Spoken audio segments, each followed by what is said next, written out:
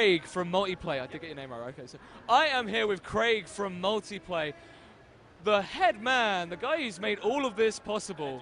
Allegedly. Now, you have put on the Insomnia 47 event, and it has been amazing. There have been no rough edges whatsoever. Everything has gone incredibly smoothly. I'm glad you think that. No, absolutely, absolutely. Now, I believe you recently put on an event in Paris. You put on Minecon Paris. Tell us a little about that. Okay, so we literally a week ago we were in Euro Disney Paris. We were contracted by Mojang to run everything from the ground up for Minecon. It's a huge event, 7,500 people. We were running a 5,000-seater main stage auditorium, whole tournament area with 150 PCs, 100 Xboxes, running all the exhibition side, liaising with exhibitors and with the venue and everything. Basically everything an events company would do when someone says, run this event for us. Wow. So it was a lot of work. I heard the after party was like $1 million? I can't tell you the exact number, but it was a lot of money. And Skrillex was there? Well, I was 5 feet from him while he was playing, so just to get that in there. Oh, that's very nice. That's very nice indeed. It's on my phone. Really? Oh, wow. What other sort of stuff have Interplay done recently? Sorry, Multiplay, sorry. Say, but don't worry. It's fine, it's easy to do. We're not cut those ones. Multiplay, I mean, there's two main divisions to what we do. There's the events that you're in now, and then there's those that we do ourselves for the consumers, and then there's those that we do for other companies who just go, I want this event done. I mean, we hire kits out to everyone from Eurogamer to games publishers to press events to things not even related to the games industry. Like we've done hospitality events for Bridgestone where they just want someone to come along and have some games for their guys to play. But the other side to our business, actually a bigger side, is our online hosting division. So we started off 10 years ago, we launched our game server hosting, and now we've got over 20,000 servers online. So it's a big, big thing. I mean, Minecraft, Battlefield 3, Team Fortress, you name it, we host it. We do a lot of commercial hosting for the games publishers, and we host games for people. So there's a lot that we do. It's a bit busy. Wow, wonderful. And I'm curious, how did you guys get into the industry? Like, what's the history of Multiplay? Okay, how long you got? Plenty of time. Okay, I did my 18 years ago, and I was younger than you quite a bit actually. I was running a Doom 2 league on CompuServe. This is early days of the internet. We're talking 93, 94. I mean, web had only just been invented. In order to play multiplayer games back then, you had to use a modem. You had to dial your opponent. It was really technical. And in order to LAN, you had to use coax cable. You had to load drivers manually configure it all. Windows 3.1.1 days. It was not easy to do this stuff. And I went to this event on a US Air Force base in Banbury. I got invited to go. You're running this league. Why don't you come and see what we're doing? And there's like 15 of us just playing Doom 2, Descent 2, and EF 2000, and that was it. And it was awesome. We had a massive time. So I said to the guys, right, we've got 80 players playing modem to modem every week. Why don't we do it? So I booked out a hotel room in Southampton, and we had people drive down from Edinburgh for the first LAN, and this was in '94. And it kind of went from there. We started just doing more regular events, 30, 40, 50 people. And before we knew it, we're doing 300, 400, 500. And now our biggest LAN so far, I think, is like 2,800 PCs. It's pretty crazy. And we got into doing, online, this online side, we got into doing by accident, really. I mean, because back in the day when we were running games, there was nothing that made it easy for you to run game servers. So say you're running a Quake tournament.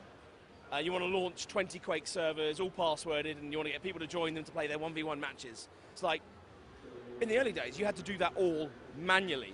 Console, do this, console, do this, console. Every single one. Massive time sink. And then you had to communicate the tournament format. That was mostly Excel. So we went, come on, there must be an easy way to do this. Someone must have written something to make this easy. Actually, they really hadn't. So we wrote it, and it's called ClanForge. And it's an integrated server and tournament management system. And it's 2 million lines of code now. I'd be afraid, there's a worry that it might become self-aware and take over the world. So yeah, we did that, and that's iterated along.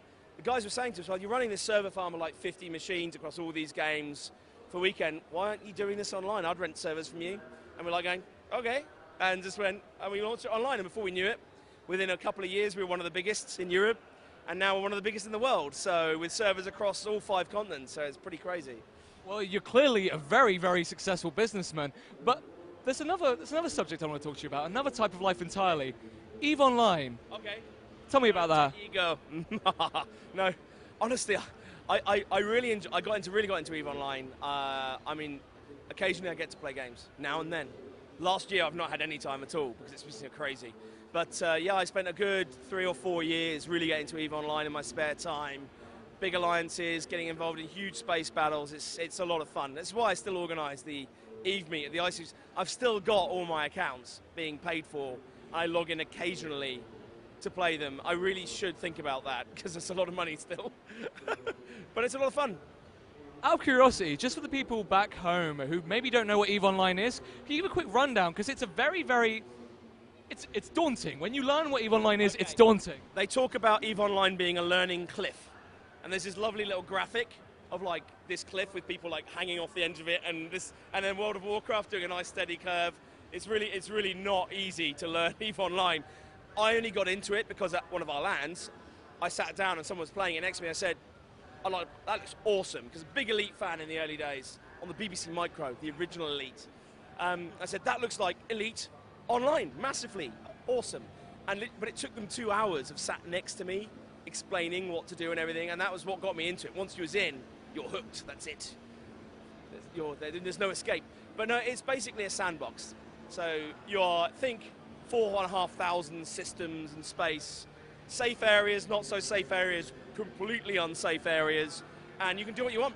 It's go buy a ship, go mine, go shoot someone, go and get involved in wars, whatever you want to do. It's open play, anything goes. It is a very accurate simulation of what would happen if you gave human beings spaceships. Not an entirely optimistic one, not an entirely optimistic one. Now I know you can't play favorites, but what's your favorite part of the event? Oh God, my favorite part of this event, probably the pub quiz. Just from a personal point of view, it's just great to see everyone having a massive night and enjoying themselves, and especially now, classy Saturday, all the gamers dressed up. We gamers can scrub up all right too, you know. We're good. All right, and one last question. What advice would you have for people trying to get into the games industry? It depends what part. There's so many parts of the games industry. Any part of it. Well, the key thing is just to not give up. Figure out what area you want to go into, and because, for example, people think that things like physics and maths aren't important. They are the most important things if you want to go into coding games, and there's this perception that they're not. They really are. If you want to get into games, just get involved and be prepared to put a lot of your time in for free with other people to get into the games industry. And just be enthusiastic and don't give up. That's the key thing. Whatever you want. I mean, one of these things, there's a good way of saying this. If you set your aspiration to a certain level, there's a good chance you'll get a certain way towards it. So if you set yourself a low aspiration, you're not going to go very far. Set yourself a high one, there's a good chance you're going to get most of the way to it. So set your sights high and go for it. Effort, effort, effort. That's all about it. Well, wonderful. Well, absolutely great speaking to you. You've been fantastic. Absolute pleasure to meet you. Thank you very much. Thanks. Enjoy the show. Will do. Thank you.